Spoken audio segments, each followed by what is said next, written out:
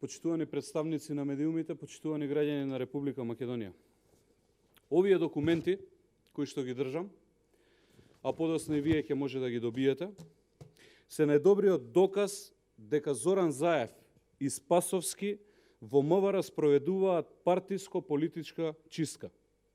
Не ги интересира ниту ветинг, ниту систем на кариера. Нив само ги интересира инсталирање на послушници се со цел, за да го заштитат криминалот кој што самите го правеа, но и криминалот на сите нивни соработници.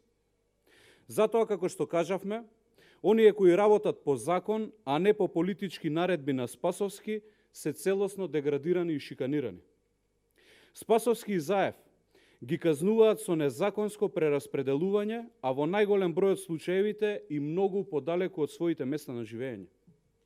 Ова што пред малку ви го покажав е само една пресуда, донесена пред 2 недели, со која наредбите на Спасовски се прогласени за незаконски, бидејќи со нив се повредуваат правата од работниот однос. Со судска одлука на МВР му се наложува да го врати тужителот на претходно работно место, а за цел овој процес МВР треба да исплати 60.000 денари. Во вториот случај имаме мислење од народниот правобранител, според кое се злоупотребува институтот наредба. Само да напоменеме дека полицискиот службеник кој што се жалел е распореден на оддалеченост од приближно 200 километри кои треба да ги минува секој ден во двата правци.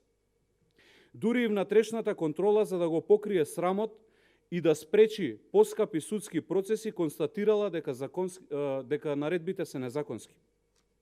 По предметот постапувал и Државниот трудов инспекторат. Вакви тужби и предмети има стотици илјадници.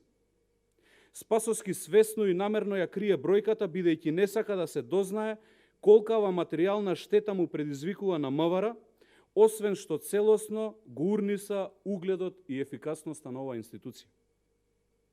Милиони евра на годишно ниво се трошат само заради желбата за одмазда и намерата полицијата да се претвори во партиски орган на Социјалдемократскиот сојуз. Ваквото однесување на Спасовски и неговите послушници не смее да мине неказнето.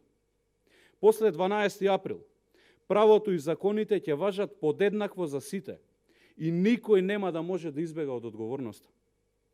Затоа ги повикуваме и ги охрабруваме сите честни професионалци во МВР, кои се нашле на удар на Спасовски изминативе недели, месеци и години, да не се разочаруваат и да бараат правда.